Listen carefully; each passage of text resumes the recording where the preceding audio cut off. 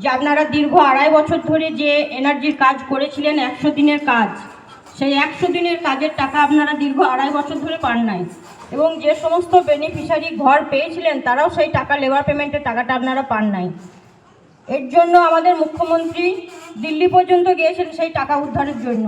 সেই সমস্ত বঞ্চনার অবসান ঘটিয়ে এখন আমাদের মুখ্যমন্ত্রী আমাদের সাবলপুর গ্রাম পঞ্চায়েতকে 620 জন বেনিফিশিয়ারিকে 39,78,214 টাকা আমাদের জব কার্ডে, আপনাদের জব কার্ডে দিয়েছেন।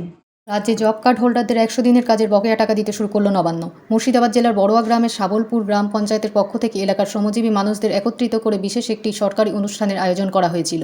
গ্রাম পঞ্চায়েত প্রধানের পক্ষ থেকে মূলত কেন্দ্রের বঞ্চনা ও রাজ্য সরকারের এই অভূতপূর্ব ভাবনাকে স্বাগত জানাতেই এই কর্মসূচি গ্রহণ করা হয়েছিল সারটি তারা NS উচ্চ বিদ্যালয়ে।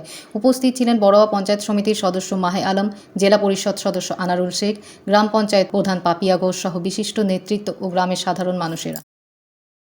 100 দিনের যারা ক্ষেত মজুর, দিন মজুর, তাদের বকেয়া টাকা যেটা ছিল, সেই টাকা আমাদের মাননীয় মুখ্যমন্ত্রী, যিনি কথা দিয়ে কথা রাখেন, তিনি আজকে সেই শ্রমজীবী মানুষের টাকা তাদের অ্যাকাউন্টে ভরে দিয়েছেন। তার নিজস্ব তহবিল থেকে সেই টাকা তিনি দিয়েছেন। এবং আজকে আমার সাবলপুর গ্রাম পঞ্চায়েতে 600 জন বেনিফিশিয়ারির অ্যাকাউন্টে 39,78,000 সামথিং টাকা ঢুকেছে। তাই তারা যথেষ্ট খুশি বেনিফিশিয়ারিরা, কারণ তারা 2.5 বছর ধরে সেই টাকা পায় নাই। আজকে তাদের অ্যাকাউন্টে 26 তারিখ থেকে সেই টাকাটা ঢুকতে লেগেছে।